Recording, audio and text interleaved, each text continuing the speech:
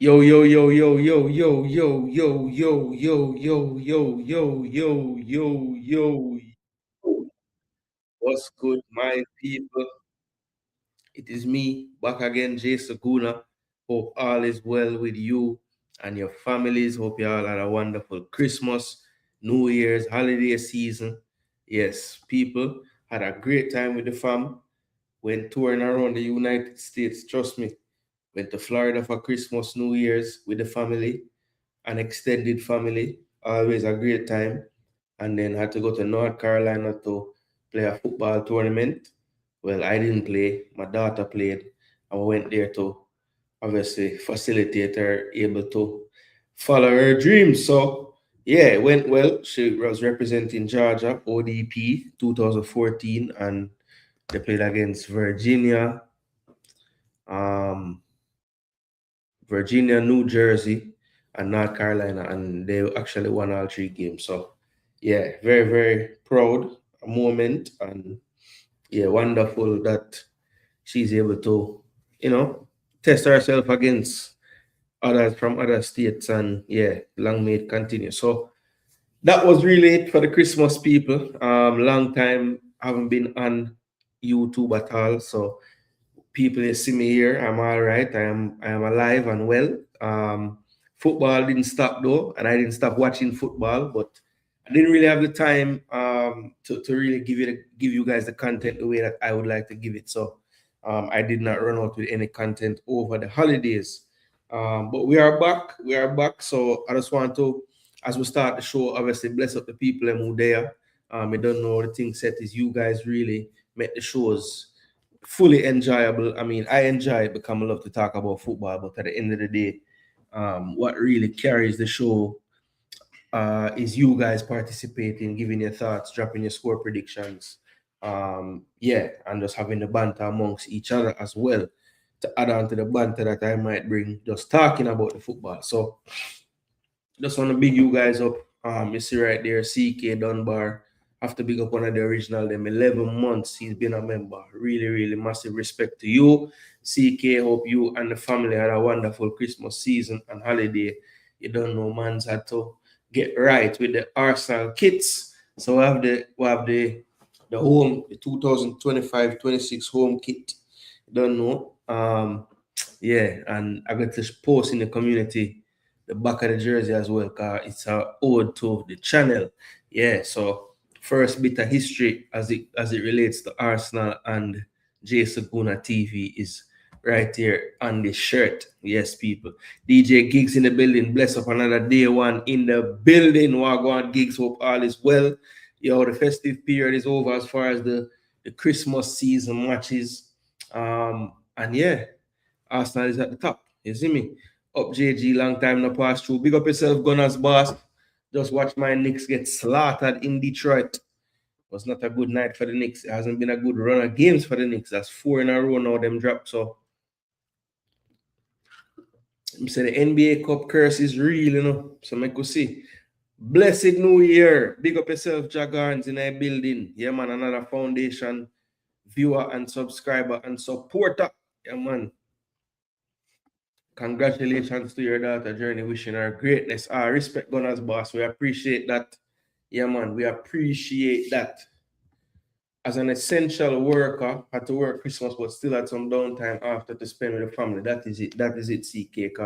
You don't know, as an essential worker, that is basically all the way. But that in quotation there, as you said, yeah, those days you have to work said way. So we salute all those who have to work on the days when everybody else get to relax.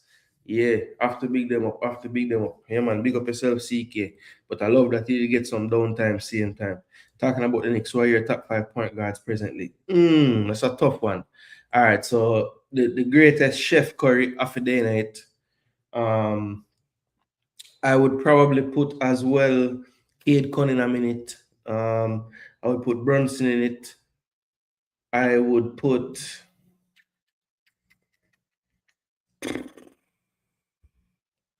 Tyrese Maxey. Yeah, put him in it as well. And Jaja for the last one. Ooh, It's tough, you know.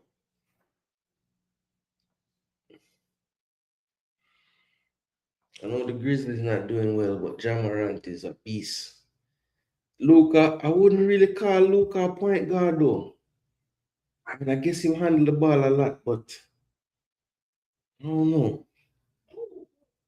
If Luka is a point guard, then he ain't.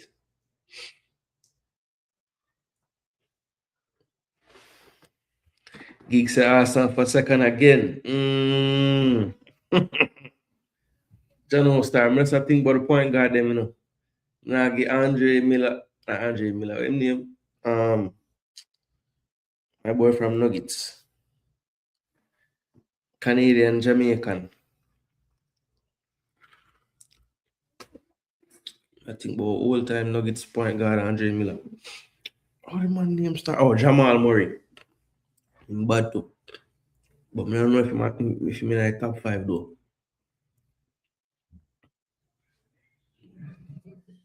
Garland is good, but not quite top 5, I would say.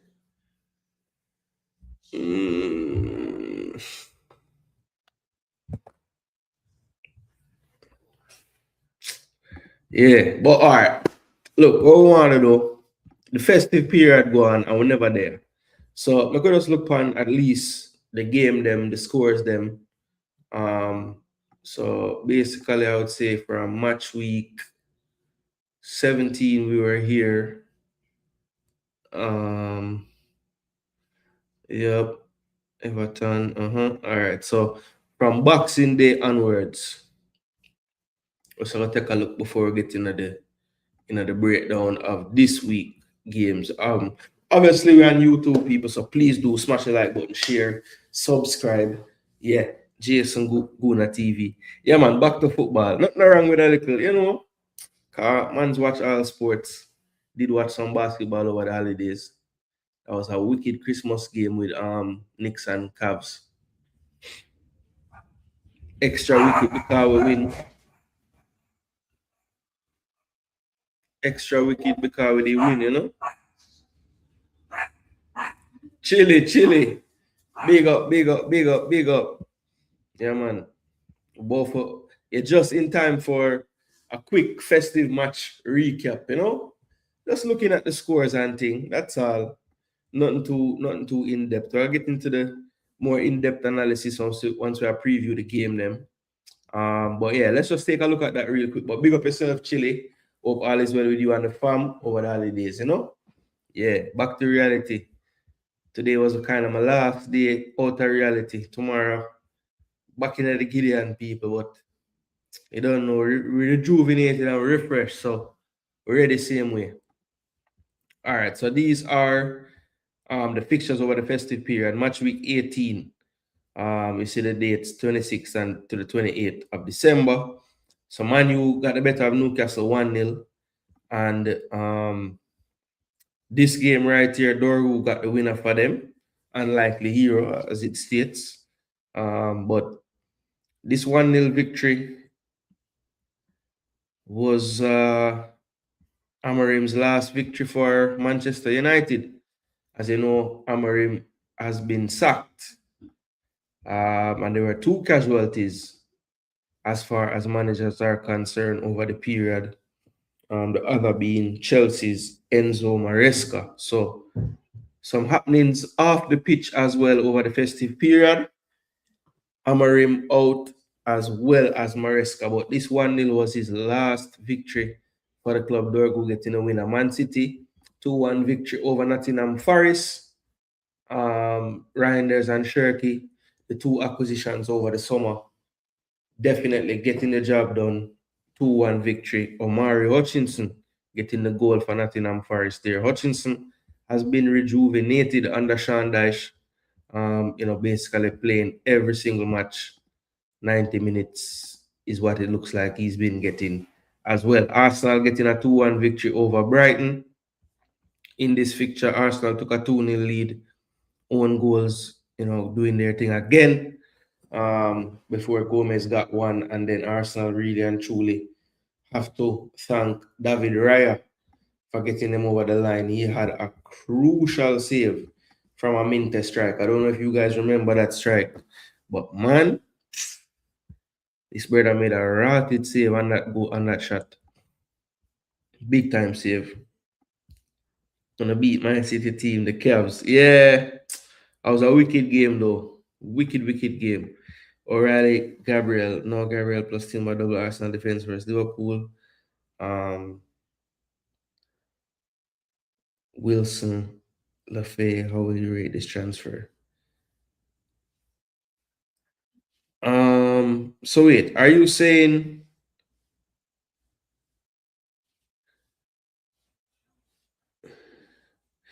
yeah, I would not get rid of Wilson. I mean, unless Wilson is injured and I don't know, I wouldn't be getting rid of Wilson right now. I think if Fulham does anything, he's gonna be involved, and he's just on form. You know, his left foot always been deadly, but coming like he's a next level of consistency right now. Brentford been racking up some good results, and this was a good one as well. 4-1. Shade was the hero on this day, getting a hat trick, and of course the ever-present Semenyo getting the one goal for Bournemouth. A lot been said about him as well, looking likely to go to Manchester City. His coach, when asked about it after the last game, still, saying, hey, he's our player, so until anything, mega play him.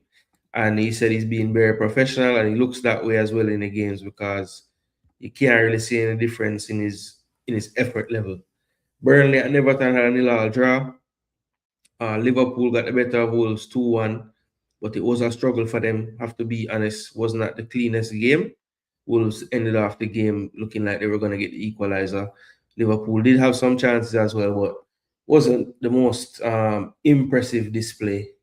I watched this game amongst family Liverpool fans, and they were not impressed at all. Very underwhelmed. 1-0 Fulham got the win. Jimenez getting a goal.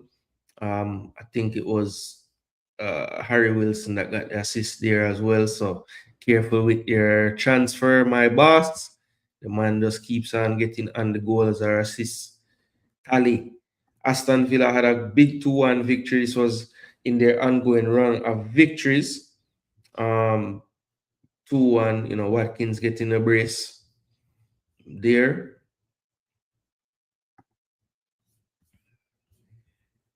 And then also in that match week there between the 26th and the 28th, and that Sunday, Sunderland and Leeds drew 1-1, and Tottenham got a 1-0 victory over Crystal Palace, who've been really struggling of late.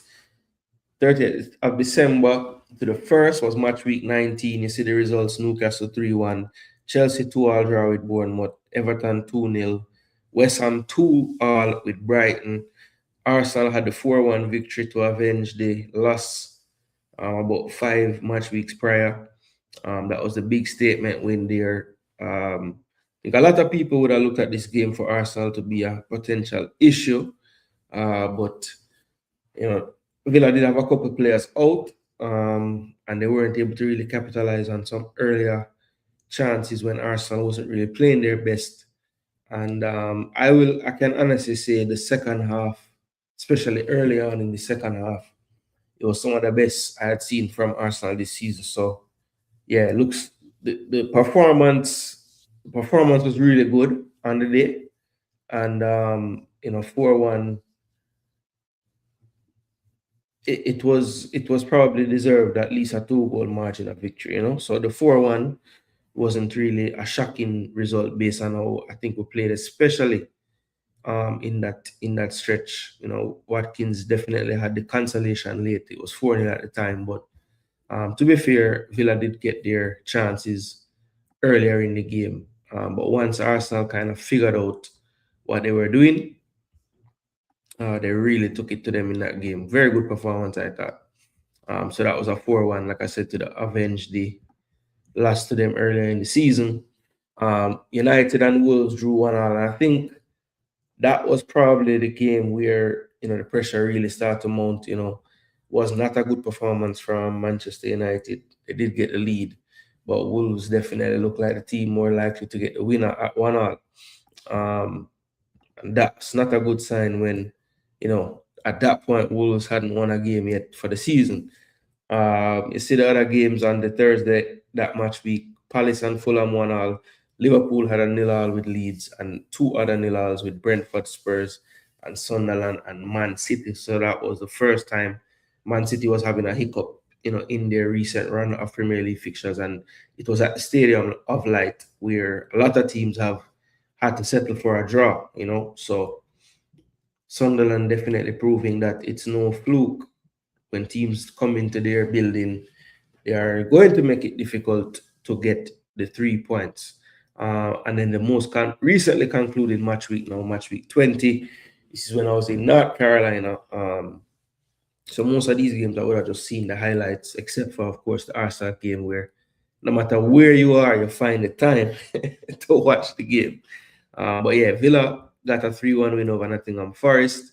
Brighton with a 2-0 over Burnley. Wolves getting their first win of the season, a 3-0 victory over a struggling Nuno Espirito Santo West Ham. Bournemouth losing 3-2 to Arsenal at the Vitality. Arsenal went up 3-1.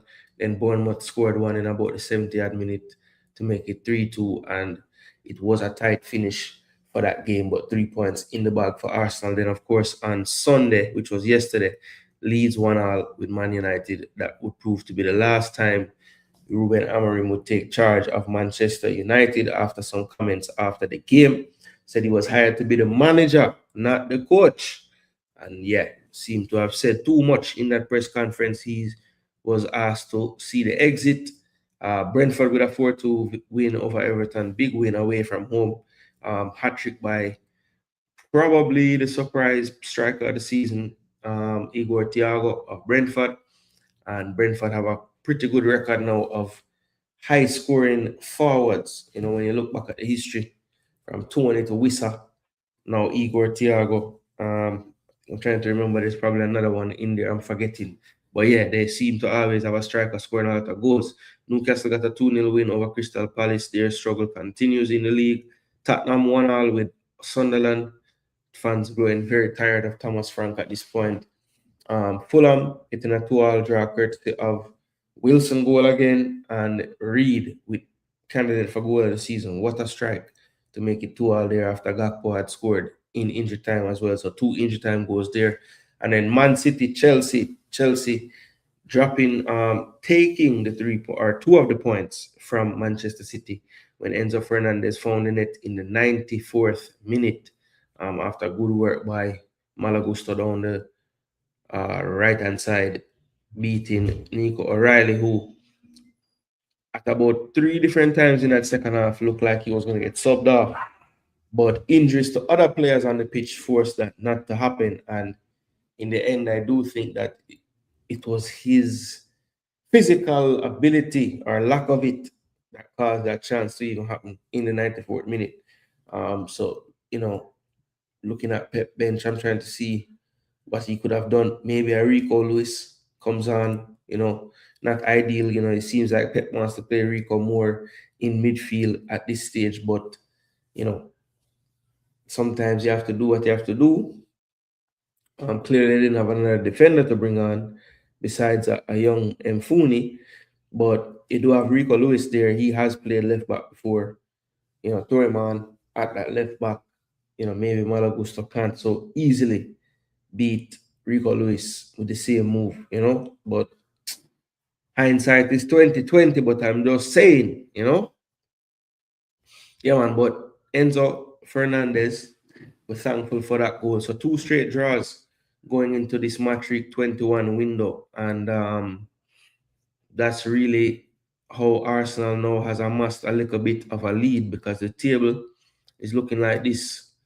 Wolves, after getting their first win, up to 6 points now. So they are 12 points from safety with 18 games to play. So not impossible, but they have to definitely go on a decent run in the next, I'd say, 10 games or so to have any chance to stay in the Premier League. Burnley, 12 points currently. West Ham, 14 points. On the slide, you see 4 losses in the last 5. Nottingham Forest last 4 on the bounce as well. They are still 4 points clear of the drop zone though. Leeds up to 22 points now, unbeaten in 5, but 4 of those are draws. But still, they are moving away from that danger zone now, 8 points clear. Bournemouth at 23 points, having a skid of late. No wins in their last 5.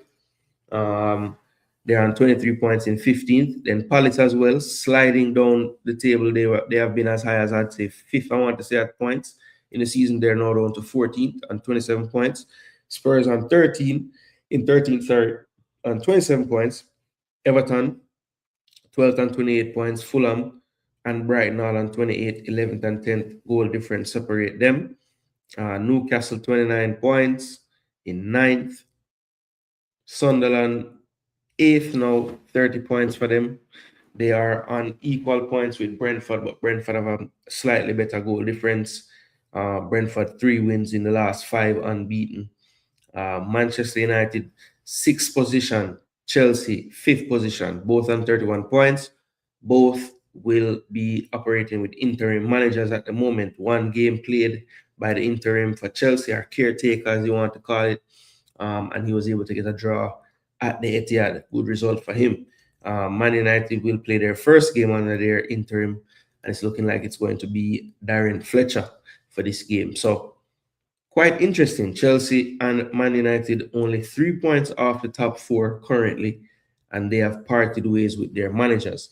Liverpool on 34 points, falling pretty far adrift now of the title defense that they would like to have. But they do have a chance to cut that gap to 11 when they face Arsenal this week at the Emirates Stadium. They're on 34 points, are Liverpool. Aston Villa in third on 42 points, equal in points to Manchester City, but way off them in goal difference.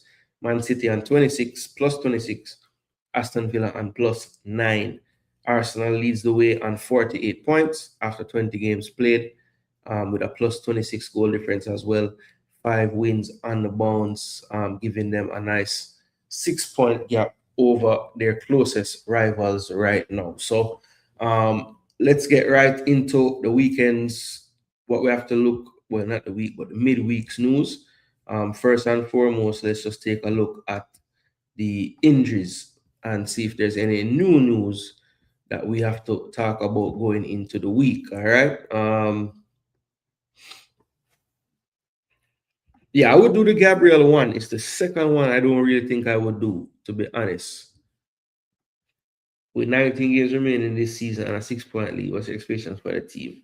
I'm kind of taking it day to day based on previous experience. Yeah, I mean, it's cliche, Gunners boss, but for me personally, I've seen enough of these title runs to say, boy, there's no reason to jump the gun or get over whatever about anything. Like, there's too many games to play, too many matches, too many things.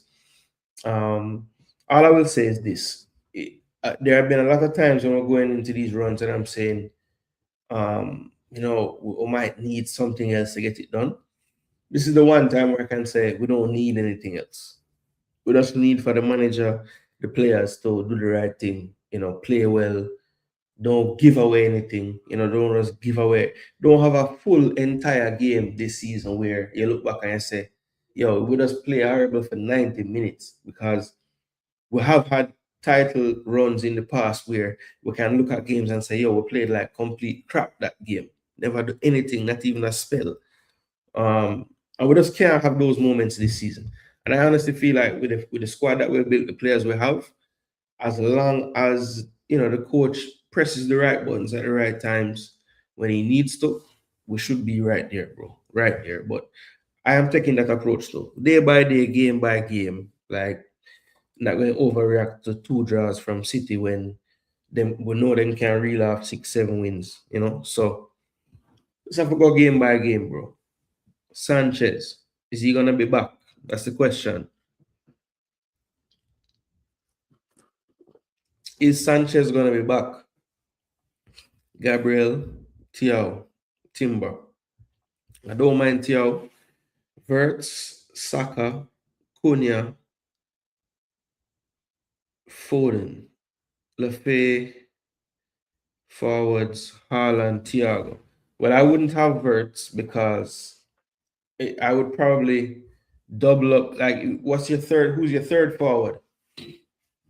Cover. If you think if you're gonna double up on Timber and Gabriel, why are you gonna play Verts? Because you kind of don't want Verts to do anything, you know. Surprise, Amorim survived 2025. Yeah, hey. It's like the timing is weird, bro. The man finished 15th and was down in 16th, 14th, 13th all the time. And now the man reached to 6th and then fire him now. Horrible finishing by City. Savini as usual. Savio. Foden and Shirky poor against Chelsea, yeah. Foden, apart from that one little play where the man get the ball into the box and make the wicked first touch, just drag the shot a little bit.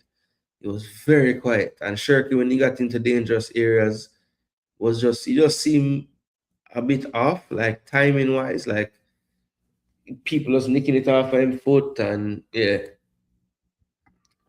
Up, up, up, up, up, up. Oh, go on, Conrad, big up yourself, you know.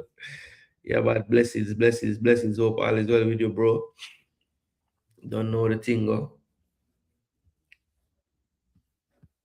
That's true, though, Chili. Foden and Shirky were not themselves, I would say. So Vardial looks like he's going to have to do surgery, which is not a good sign. Man City not really that full of that much depth in defense. A tibial fracture to his right leg. It's not good. Speed recovery, and they'll bring regular updates. So you never like to hear that. Croatia won't like to hear that either in this World Cup year. But you know, with today's science, you never know.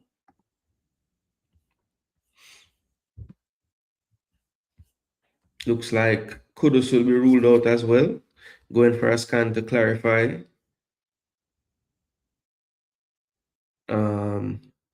He's most likely ruled out for Bournemouth, yes. Udogi could be back, but not quite yet. And Simmons will be back after his ban.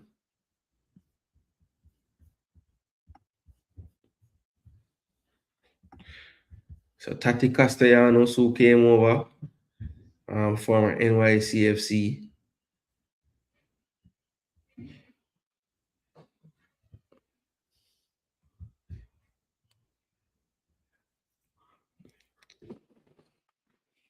They could get a run out for Nuno. West Ham will probably try anything at this point to get some reprieve from what's been going on. They will be facing Nottingham Forest, so that's the one game that will be happening tomorrow. So yeah, we'll see if they get the start or not. But it sounds like Nuno want to include them some kind of way. And Guardiola did mention that Diaz injury not looking good either. So that's not really the best news for City fans, I would say, because that is an area where I don't think the depth was that good.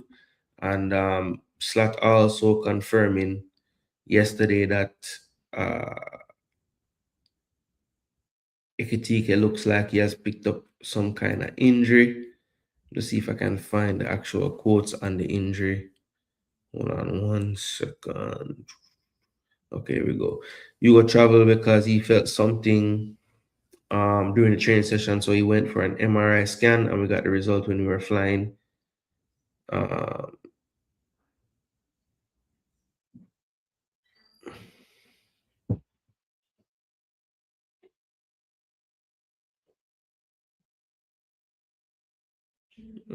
So first you saw a little bit more. Okay, so they saw a little bit more in the scan than was willing to risk.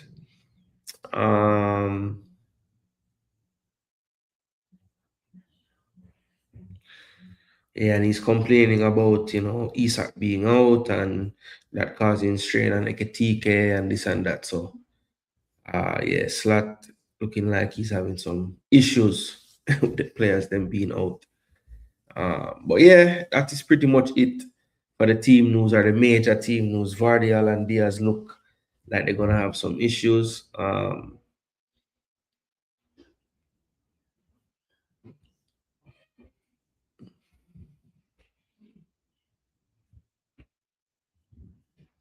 Yeah. So let's get right into the matches now, people.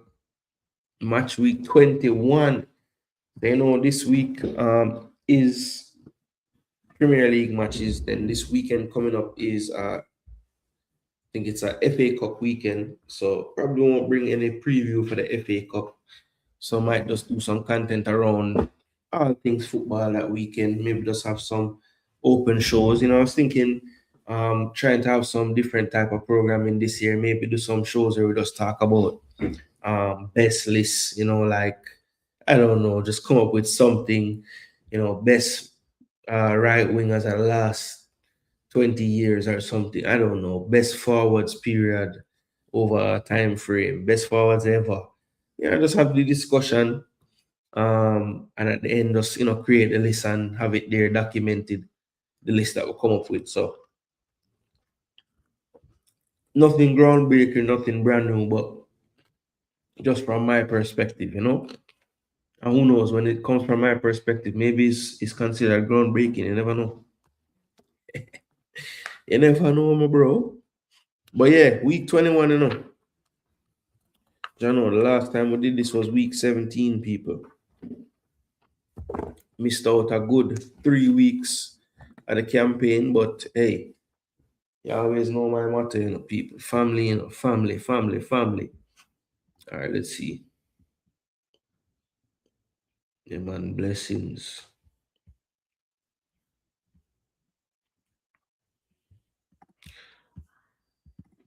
Big up Cygnus Media in a building.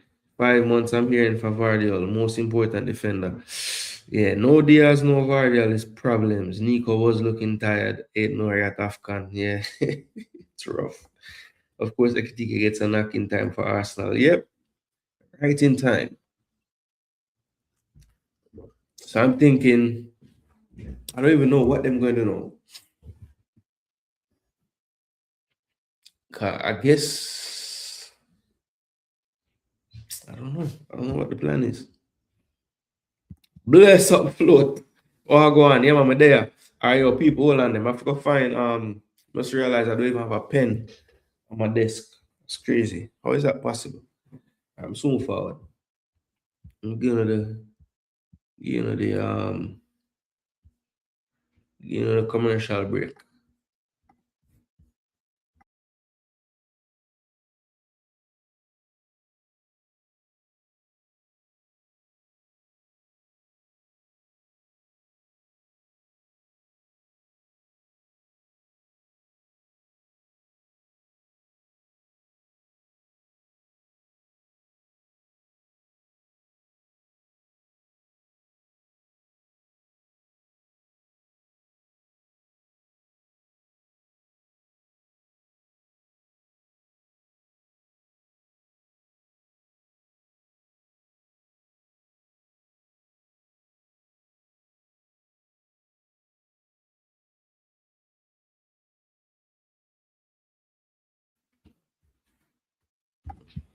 All right, people, Medea.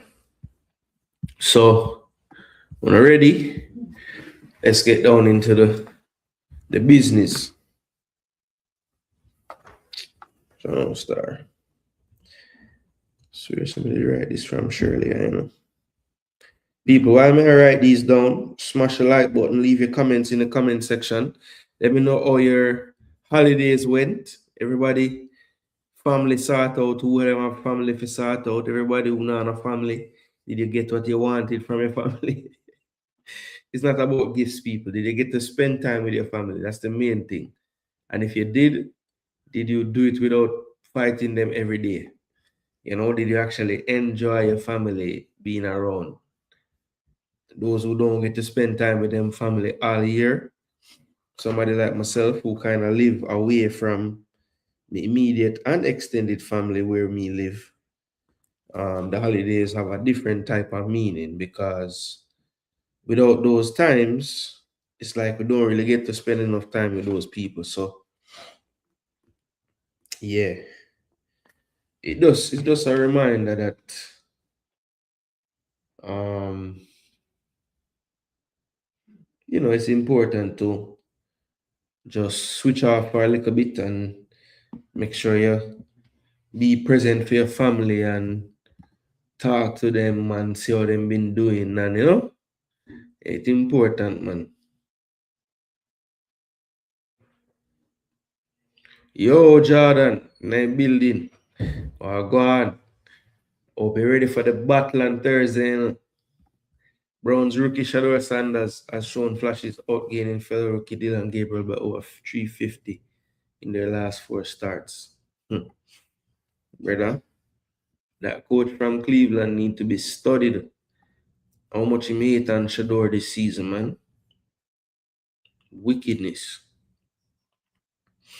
Alright, so the game them. I'm write down the game them. So I have West Ham and Forest.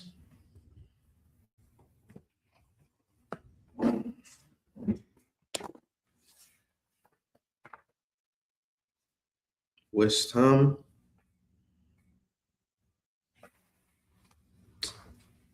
It's not gonna work, so. Yeah, it's better. West Ham and Forest. Then we have Bournemouth and all dirty Spurs. Brentford. Thiago on fire versus Sunderland. Stingy. Palace on the slide versus Aston Villa. Want to start another run. Everton. Wolves need to start a run.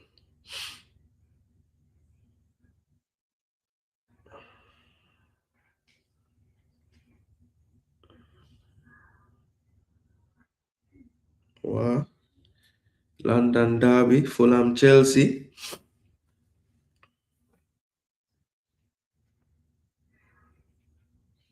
Man City with no defense.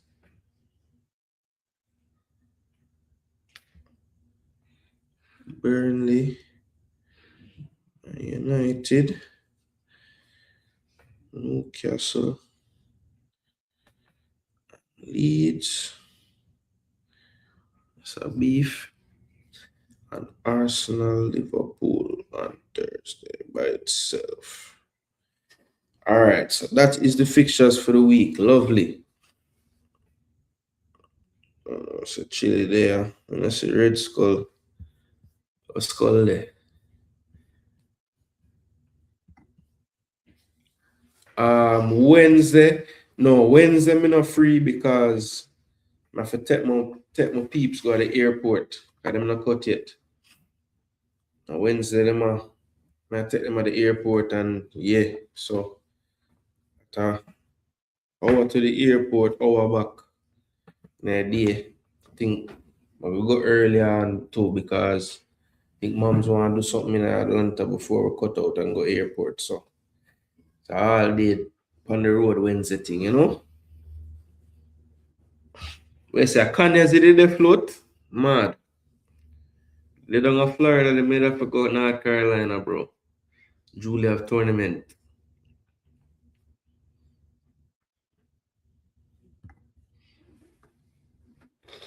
Yeah, man. Perfect. Fire that bastard. That man there is a wicked piece of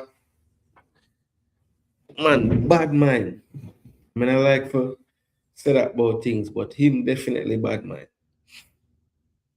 All right, West Ham, Nottingham Forest, people. Only game tomorrow. I don't know why them schedule it like this. Normally they would have at least, a 2 game on each day at least. But one Tuesday, one Thursday, and 8 on Wednesday.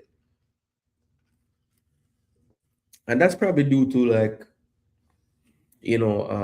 when last teams play and was trying to maximize, they don't want to overload the players as much as obviously them overloaded anyway, 3 games a week most weeks. But them try at least optimize the days off. So that is probably why them do it this way. And potentially for TV to be honest. I just want to have one game on the Tuesday, Thursday to make it more of an event. And the Wednesday game, them can just buckle it out. Yes, a Conyers, mad thing. The London derby shouldn't be every London versus each other. It should be versus the two most prominent London clubs. Yeah, I mean, you can say that Gunners boss, but you can't tell a Fulham man that when Chelsea and Fulham, they're right down the road from one another. You know? And even the Chelsea man, they may tell us, say, the Fulham derby big to them because them so close. So, I guess what you're saying is you shouldn't call it just London derby unless it's the two biggest. You know? But let them get them not what name West London derby then. I think it's West London them two places there. Because even though West Ham, it's really East London.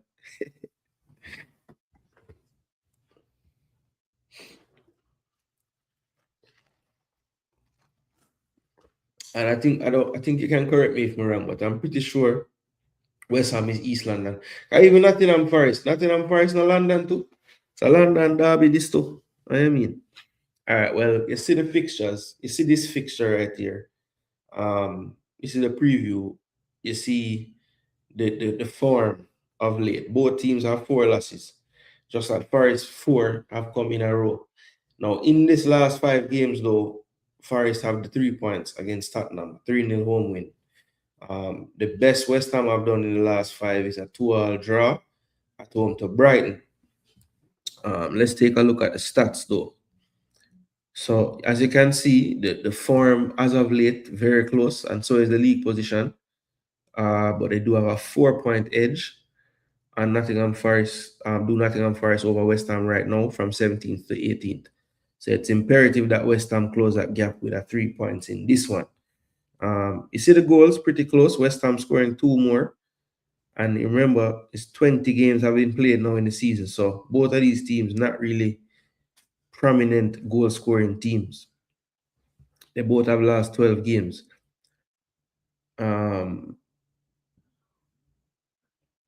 But the difference is Forest have 2 more wins. And that's where the point differential comes into play. The XG higher for Nottingham Forest than West Ham.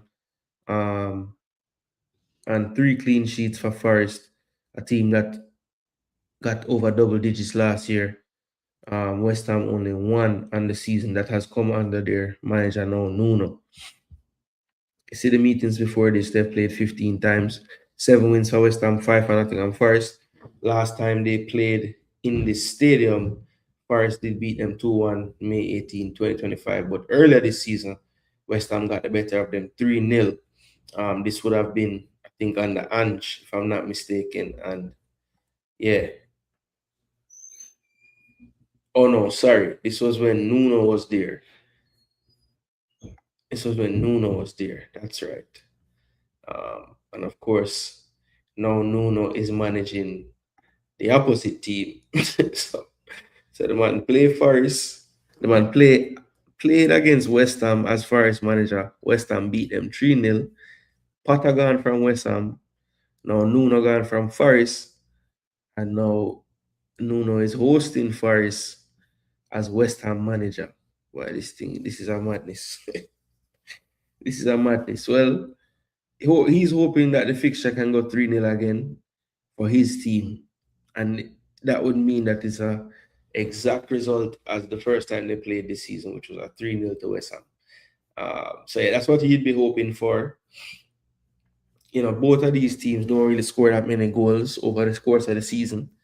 But they do both concede goals. So this one I think is an interesting one to call. I just have to base it off of the recent form. And I don't know, man. Does West Ham have a performance in them to sustain a 90-minute performance and actually win a game?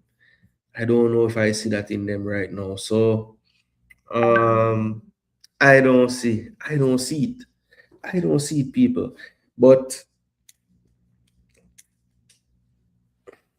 look, I'm gonna go with a team that just looking better right now. So I'm gonna say a 2-1 win to Nottingham Forest. I think West Ham is really struggling right now. So 2-1 Nottingham Forest away from home for Sean Dyche and his team to give him a little more breathing room from the relegation zone. So that's my call on the West Ham and Nottingham Forest fixture.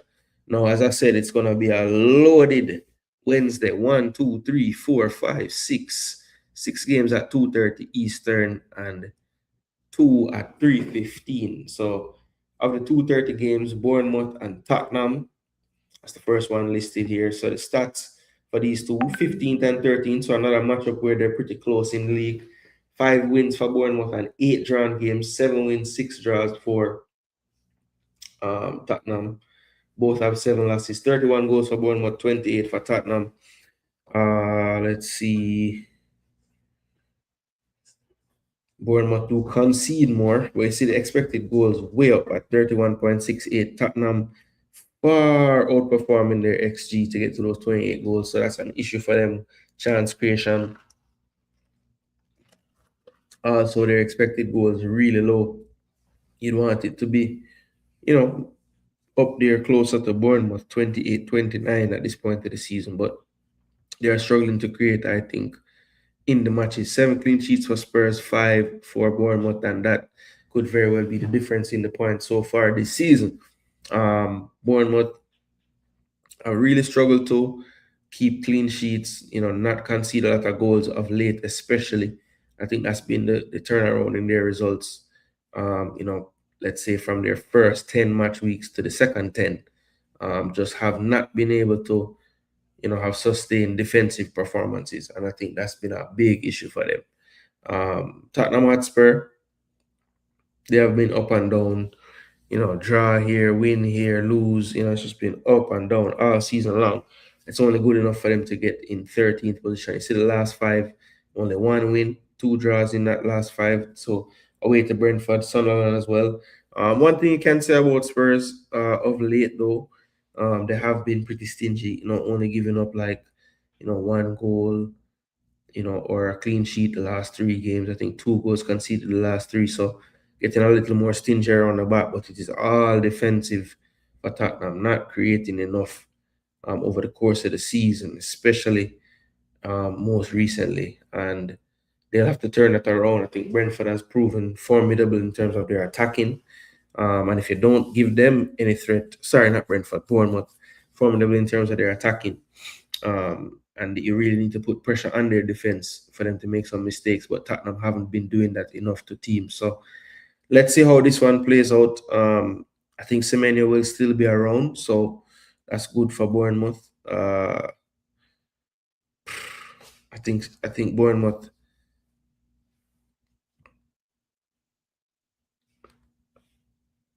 They played 2 really tough teams lately and had good performances. I thought against Chelsea they played decent.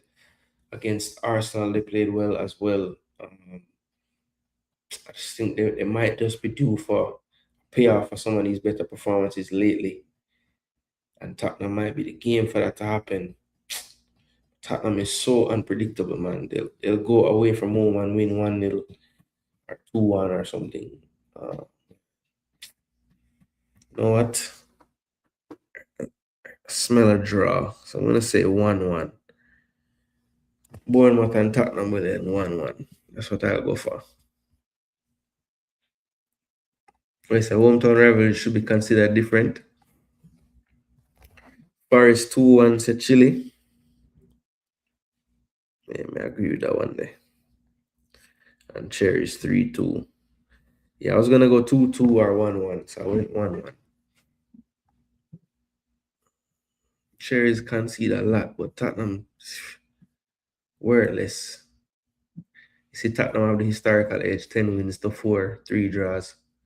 But Bournemouth did win the opening game this season, 1-0 away from home. So let's see what happens on Wednesday. Brentford and Sunderland. This should be another good matchup. 2 teams very close again in league position, 7th and 8th. Brentford have 2 more wins though, but Sunderland have 6 more draws. So it is pretty tight in terms of where they are. As a matter of fact, they're dead even. 7 times 3, yep, 21-9, 27 and 3. Yep. So 30 points. Both of these teams have. You see the goals though: 32 for Brentford, 21 only for Sunderland. You see the XG, one of the lowest in the league, 16.72. 31.51 XG. So a lot of XG for Brentford. They would probably want more goals than that with that high of an XG. 7 clean sheets though kept for Sunderland, only 4 for Brentford. So you see the last 5, both teams unbeaten, but Brentford have 3 wins in those 5, where Sunderland have 4 draws and 1 win. So 7 points from 15, and 11 from 15 for Brentford. And that is how Brentford now is level on points with Sunderland. Only one time they have played, and Sunderland got the win at the Stadium of Light on the 30th of August, 2-1 over Brentford. But let's see what happens at the G-Tech this time around. Brentford, both teams unbeaten in the last 5, so something has to give.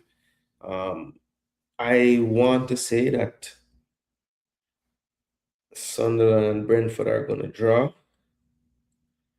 So I'm going to go for another 1-1 in this one. Brentford and Sunderland. Tempted to go 2-2, but I'm going to say 1-1. Be a little conservative with the goals. So 1-1 between those two. Last time going with people. Crystal Palace and Aston Villa. Palace in the mud. 4 losses, 1 draw, last 5. 4 wins, 1 loss, last 5. And that 1 loss comes amongst what? I don't know. 12 in a 1 loss in 12. And all those are wins. 10, 12 or 13 maybe. So yeah, they're having a good run. Stats going into the game, you see this is the first one where a big gap in the position, 14 and 3rd. 7 wins, almost doubling them up with 13 wins. Aston Villa, 33 goals, 22 for Crystal Palace. You see the XG for Crystal Palace way up there at 32.18, only 22 goals. That is really alarming. Mateta definitely struggling in front of goal this season among all the attackers as well. 24.11 and 33 goals. That's very good. You want the XG to, you want your goals to be outperforming the XG like that. That will make any manager happy right there. 7 clean sheets for Crystal Palace so far. 5 clean sheets for Aston Villa. Palace definitely anemic with the finishing this year. 27 times this match playing in the Premier League. 11 wins for Palace, 9 for Villa, with 7 drawn games. Palace beat up Villa early in the season when most teams were beating Villa or drawing them. So that result, I don't know how much you can really read into it going into this one, because the form of the two teams are at polar opposite ends right now. So I want to say that Crystal Palace is just in the dogs right now. They did make a signing with Brennan Johnson. Maybe they'll make more, but they could also lose. Regardless of who they sign or whatever, I just think Aston Villa will do the business again. I'm going to say they're going to win this one 2-1. Aston Villa will win this game 2-1 away from home to try to keep pace. So they will cut that lead to 3 before Arsenal get a chance to kick a wall, I think. Everton and Wolves. Everton, a bit of a wobble of late. 3 losses in their last 5, 1 draw, 1 win. Wolves, you see the 3 losses, 1 draw, 1 win. So unbeaten in their last 2. I don't think they could have said that anytime before the last 2 games this season. But yeah, big win over Nuno, 3-0 at home in the last one. These are the stats now. 12th, obviously Wolves in 20th, but up to 6 points now after their first win. They only have 14 goals, lowest scoring in the league, I believe. And then we have 18.99 XG, so they're underperforming their XG. And Everton is as well, just slightly. 8 clean sheets, one of the highest in the league so far. Everton to only 1 for Wolves so far this season. But both teams wobbling a bit. You see the head-to-head at 8 wins each with 7 drawn games. I'm going to say that this one ends up a draw as well. Actually, no. I think Wolves back to reality, perhaps.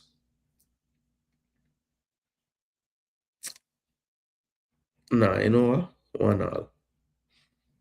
1-1. Wolves are get a point. I mean, Fulham battling Chelsea.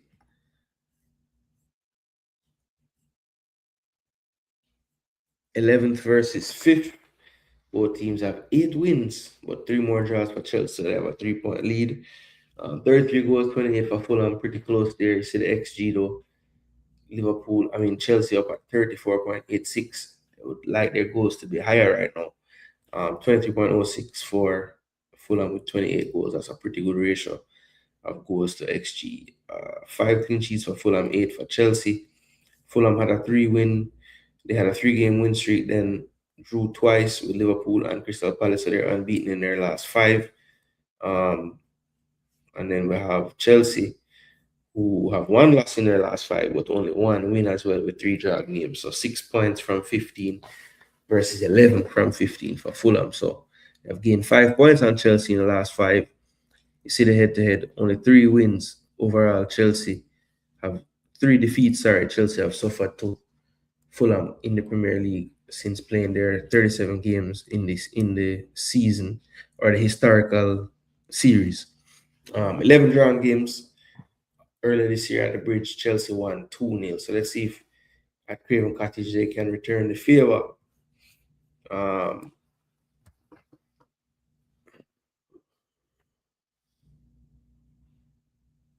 Yeah, I think the adrenaline and everything took them through. It was Man City, big game. That Fulham is not a big game for them because it's a derby, but I don't know, man. I just think it's the right time to play them. There's a lot of uncertainty. I'm gonna say it's a 2-1 win. 2-1 win to Fulham. People gonna be surprised by that, I think, but I'm going for a 2-1 win to Fulham.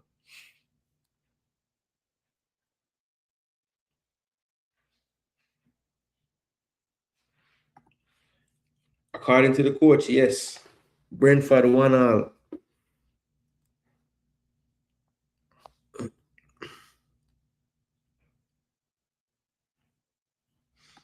Arsenal versus Liverpool going as boss. Bless up, Seymour. Up full. Actually 3-1 to Villa.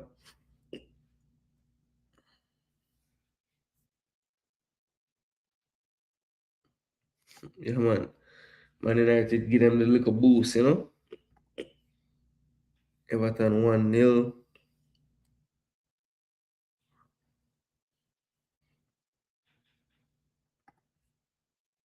Chelsea 2-1.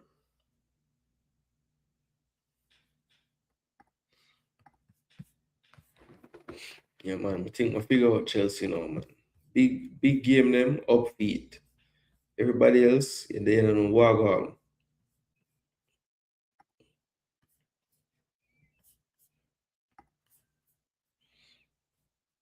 Manchester City versus Brighton.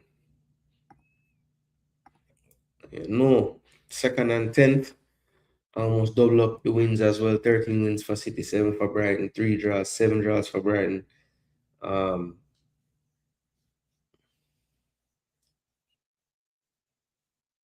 44 goals for City, highest in the league. 30 goals for Brighton scored. You see the XG almost at 38 for Manchester City, 32.41 for Brighton. So Brighton really should have more goals in my eyes. 9 clean sheets for City. I think that's joint top in the league now. 5 clean sheets for Brighton.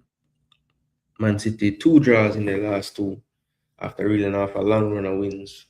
Brighton, as you can see, just 5 points from the last 15, but most recently a 2-0 win over Burnley, which was their first in quite a few games, wins that is, and clean sheets. 17 times this match has played in the Premier League, 12 wins for City, 3 for Brighton and 2 draws. Brighton did win the first game in August, 2-1. What it would be if they could pull off the double. But yeah, I don't think that will be the case. Even with all the injuries, I think City do overpower them offensively. So I'm gonna say Haaland is due some goals too. So I'm gonna say a 3-2 win for Manchester City.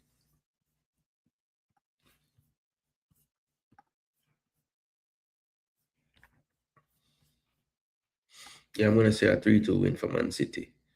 Burnley versus Man U, 19th and 6th. So let's see what Darren Fletcher can do. 34 goals. It's not bad. 20 goals for Burnley. See the XG. So Man U really should have more goals. 35.79. That's up there in Man City territory for XG. 3 clean sheets and 2. Not the best for either. See the last 5. United 3 draws, a win and a loss. 2 draws, 3 losses for Burnley. So neither one really inspiring much confidence right now. But United, we saw where I think Chelsea gave a spirited enough performance with their caretaker. I think they'll get a tune in this game, and Turf Moor is a tough place to go, so they'll probably be looking at it like, yes, this is our best time to play them. But in the end, I think Man U get something out the game. So it could be a draw. I'm going to go with a draw. I'm going to say 2-1 United. United get a result and make the fans them start ball for Fletcher for stay. Yeah, Burnley United. All right. Now Newcastle Leeds is the last game of that day on Wednesday. Leeds up to 16th now after some decent results lately. Both teams score around the same goals, 28 goals for Newcastle, 26 for Leeds. You see the XG right there. Both teams underperforming it a little bit. So not ideal. 6 clean sheets for Newcastle, 3 for Leeds. Last 5 games, Leeds with 7 points. Leeds with Newcastle with 7 points, Leeds with 7 points as well. So both with the same amount of points, but unbeaten in the last 5 is Leeds, 4 draws and a win. Newcastle at home, typically tough. Last time they played at home, they won 2-0. The time before that, they drew 2-2. So very rarely they lose at home. And Leeds has been able to squeak out some good results away from home. I think they have 3 draws away from home on the track. So that's a possibility. Could they get a draw? Low scoring draw? Even a 0-0 draw? I think Newcastle at home will get some goals. I think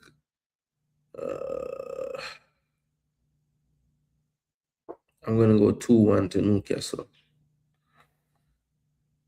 Yeah, I'm going to go 2-1 Newcastle. And the last game, Arsenal v Liverpool. So first and fourth playing each other. 5 more wins for Arsenal, 1 more draw for Liverpool, but 4 less losses for Arsenal. That's a big stat there.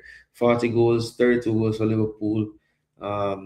Both averaging about 2 per match. Let's see, 36.6, and they're up to 40, 31.98 XG for Liverpool. So they would want their goal tally to increase some more. 9 clean sheets for Arsenal, 6 for Liverpool. 5 wins for Arsenal, unbeaten in the last 5. Liverpool with 2 draws, just like Manchester City in the last 2. 0-0 to Leeds, 2-2 away to Fulham. That Fulham 2-2 really hurt though. Won the strike at the end by Reed. 67 times this match played in the Prem. Liverpool with 26 wins, Arsenal with 18, and 23 times this match has been drawn. Liverpool did have the upper hand this season so far with a 1-0 at Anfield earlier from the Szoboszlai free kick. In their last 5, historically, interestingly, 3 draws, 1 Arsenal win, 1 Liverpool win. So it's been very even between these teams of late, and I don't expect it to be much different in this one. The only difference here that I see is Arsenal just might be a little bit more equipped for a physically demanding game, which probably is going to require some subs being used and all these things. I do like Arsenal's bench a lot more than Liverpool's bench. So that is the one thing that I will say. Plus, I think Liverpool right now struggling, no Isak, potentially no Ekitike for this game. Verts will face a late fitness test. A lot going on injury-wise with Liverpool right now, especially in the attacking area. So I just like our chances to hold out against this Liverpool team that is a little bit depleted. Mo is at the Egyptian, Mo is at the Afghan, Isak down, Ekitike down. yeah, not ideal time to be facing this Arsenal team right now. And we are getting healthier as we speak. So um, it's gonna be quite interesting. It's gonna be quite interesting to see how this one plays out. I do happen to think that, as I said, Arsenal can rotate a bit more right now. You saw on the weekend we did play. Saka didn't start. A lot of rotation in that forward line, especially. Um, and yeah, I just think those little differences are going to make the difference when it comes down to this game right here. And the Emirates will be up for it on a Thursday night against this Liverpool team where, they did get the better of us this season. One of the few teams this year that were able to beat us. The last team that beat us and came to face us in the Emirates, they went home 4-1 losers. Do I see something like that happening? It's possible. It's possible. I do think Liverpool do show signs in games this year of capitulation if they really get under the right amount of pressure. But I do think that Liverpool will up their game in this one just because, it is Arsenal that they're playing, and they do have a tendency to do that, even when they're not playing in their best form. When they play the better teams, this group of players usually put together a good performance. So I think Arsenal haven't really been keeping the clean sheets of late, so I could see where that might not happen. So I'm gonna say we don't quite get to the 4-1, but we do beat Liverpool this time 3-1 at the Emirates. I just think the form right now, the confidence is definitely where I could see us getting a very good result against Liverpool.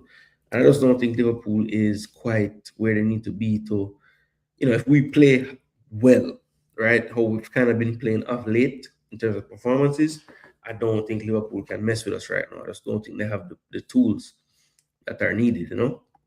So yeah, that's what I will go with for that game. But just a recap of all the games from my perspective, the scores: Forest 2-1 winners over West Ham, Bournemouth 1-all, Tottenham, Brentford and Sunderland to draw 1-all as well. Crystal Palace hosting Aston Villa, have Villa going home 2-1 winners. Everton Wolves 1-all, Fulham 2, Chelsea 1. That's my upset of the week, I would say. Man City 3, Brighton 2. Burnley 1, United 2, Newcastle 2, Leeds 1, and Arsenal 3, Liverpool 1. So that is my score predictions for the week. All right, so let's see if anybody else. Yeah, so Chile got to the City 2-1. All right.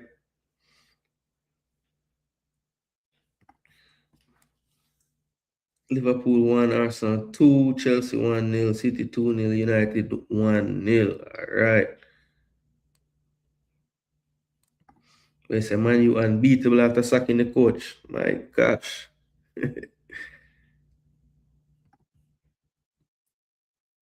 Yeah, man. United caretakers always win. That is so true. And if them get the job, it's them start lose right away. Yo, big up Skull. Yeah, man. When we did that, bro, me did that with my family, bro. I mean, have my equipment with everything. Me I watch games, but when it come down to doing the content, bro, it was difficult, bro. I just have to play domino and full joy the family is it. I'm just saying, you know what? I'm not gonna run out and half performance, But I'm just low YouTube. The people say, yo, we're going there, we're going there.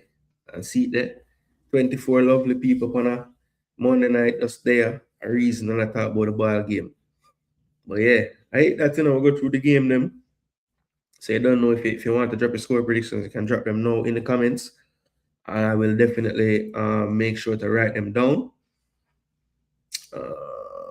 Burnley and United 1-all.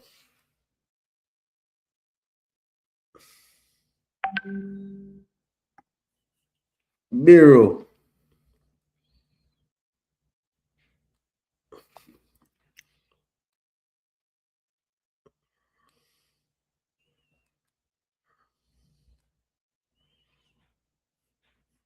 Missed the first one.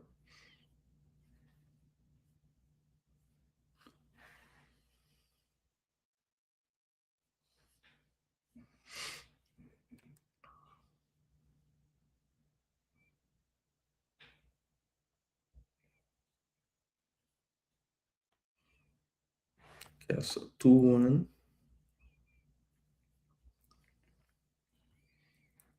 Yeah, man, I have to back them up for true. Like 3-4-1. Yeah, see me say. Brentford 3, Sunderland 2. Alright.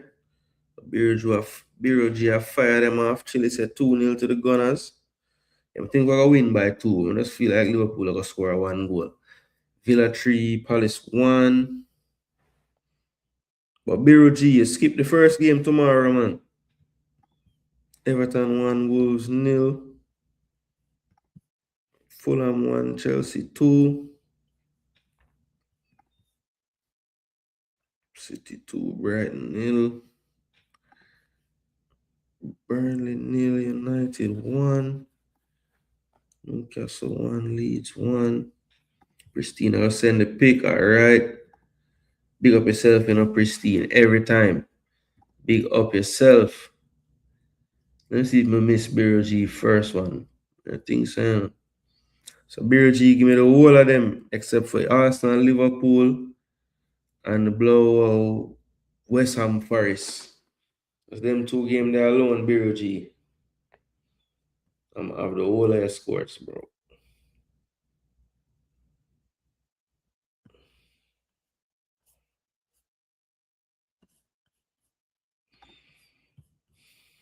Not even want to tell them about my FPL flop. Jeez, I'm peace, bro. 37, 37, people. What the hell is this? Look at this doodle. Look at this. Thiago on my bench. What am I thinking out there? Why would I bench Thiago? Like, seriously. For what? For Igor Jesus?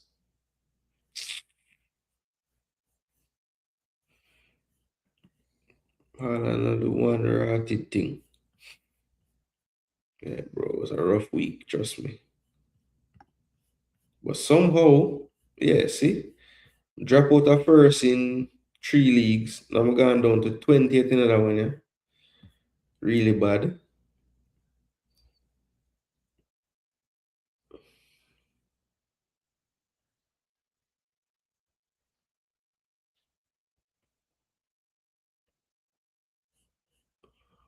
Adrian Nunes.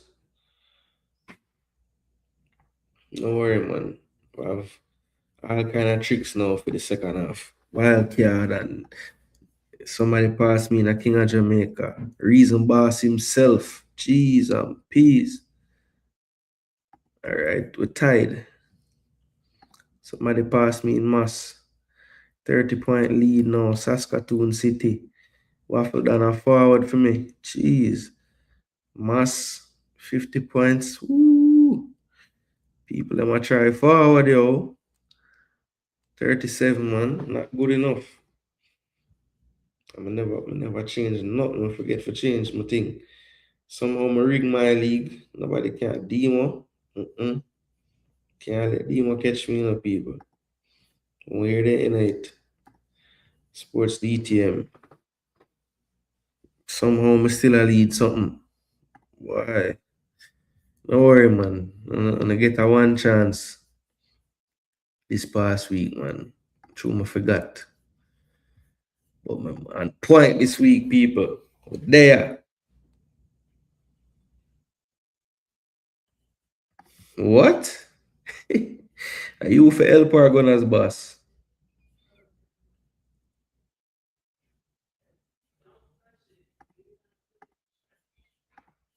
West Ham 12. And what you say about Arsenal, Biro? Arsenal, Liverpool. Say it with your chest. 2-1 Liverpool, say Biro G. I know say you go say that, you know. I know. Duke, big up yourself. I hope all is well with you and the wives, 2-1. Forest. What?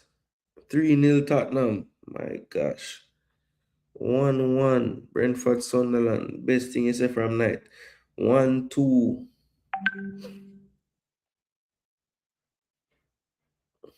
Everton Wolves 1-1. Fulham 0, Chelsea 2. City 2, Brighton 1. Man say Amorim out. United winning 3-0. Newcastle 2-1 over Leeds. And Arsenal 2-1 over Liverpool.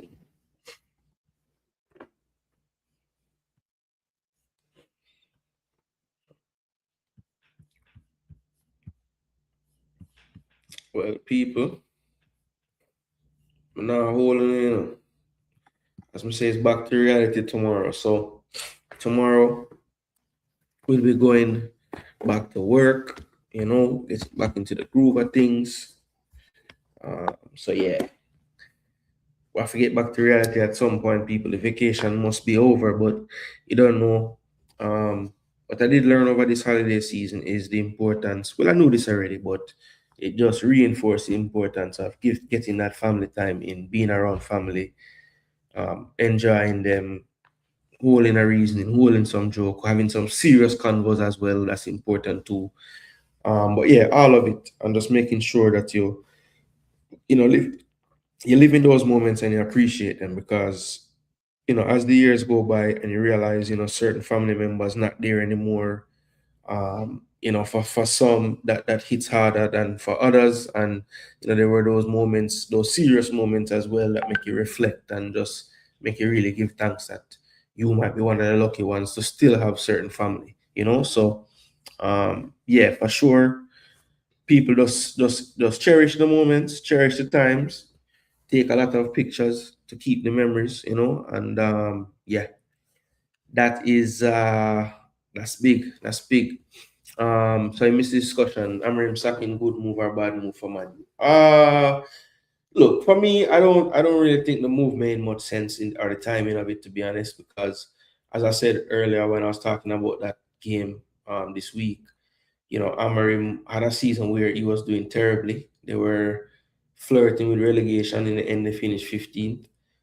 Um, yes, when you look at the gap between them and let's say the top three, it doesn't look that good. 11 points off third place, second place, but at the end of the day, they're 3 points off the top four. And if you were going to tell me that Amarim wouldn't get sacked and after 20 match weeks was 3 points off the top four, I would say then if I'm a Man U fan, I would take that. But look, I'm seeing a lot of Man U fans thinking that this is the catalyst now, and I'm just like, you guys sound like deluded Arsenal fans when Arsenal thought they would win the league 5 years ago, 6 years ago, 4 years ago, whatever the case was. We say, yeah, we're gonna win this year. You guys have seen the managers change. I think it's gonna be the 13th person to take charge, or no, the 11th person to take charge since Sir Alex leave. So yeah, I just don't.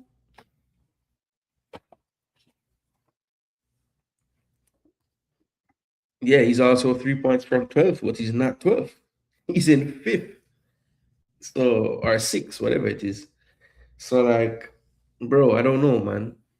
I don't know. The guy had his issues, I think that he's stubborn as hell, because I don't think he ever had a squad capable to play like exactly how he wanted to play, but he kept trying to play that way regardless. So yeah, he's stubborn. Definitely stubborn. Stubborn coach. Um, his football was trash. I mean, I don't know, man. Like this season, right? You look at just look at the stats. Right? Let's look at the stats for the league, right? Um, let me see. Team stats. They're third in goals, right? When you look at, let's see, club stats. Let's see, expected goals. They are third as well, right? When you look at clean sheets, they're nowhere near the top, which makes sense because their defenders are not that good.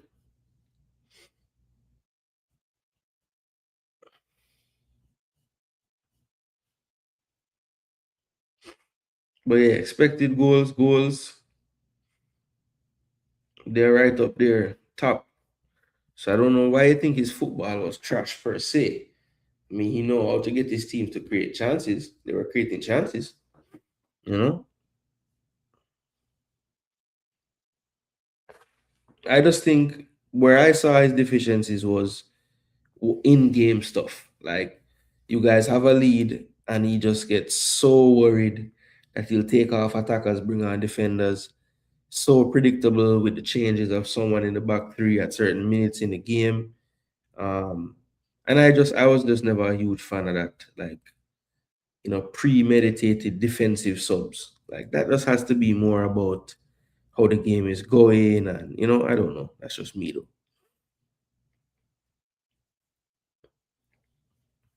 Where I said I'm gonna do it in spite of it. Well, look, I just know that I have seen United change managers out since Fergie leave, and there's this big, oh, this is it, we're gonna turn the corner, and it hasn't really happened for you guys. So I don't know, man. It just seems like you guys keep expecting something different from doing the same stuff. Let's just sack the manager again.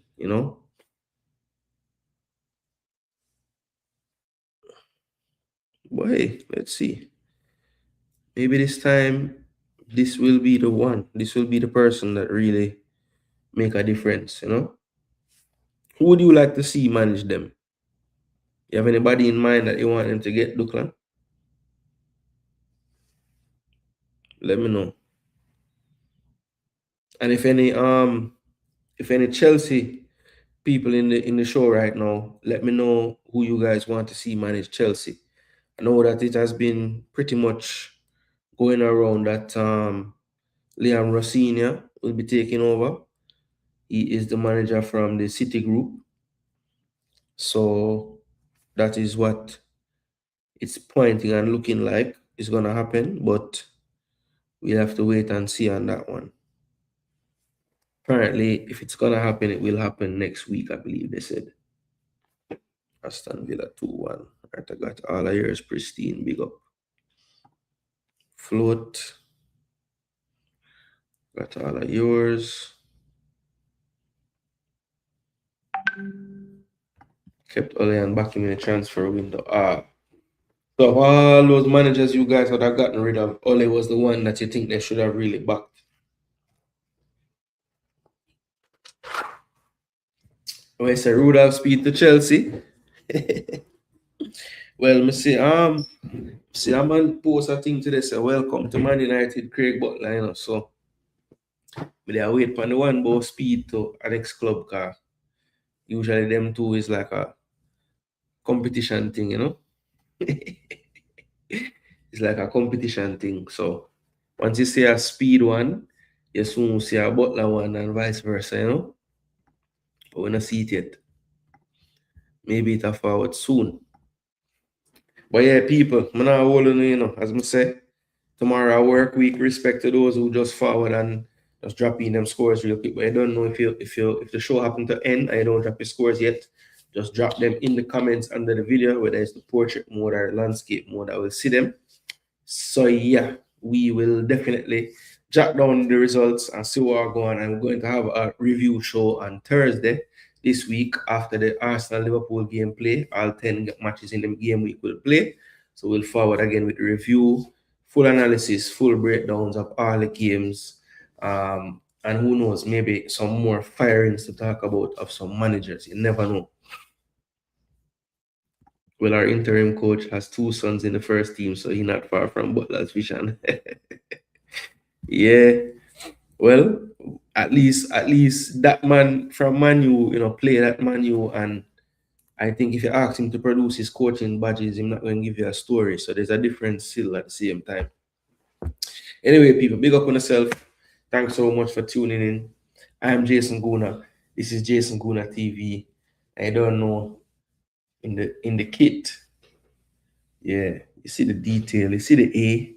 You see the A's all throughout the red design. It's a wonderful home kit, people. And we are out of here. My name is Jason Gooner. This is Jason Gooner TV. It's on this side. Come on, you Gooners. Don't let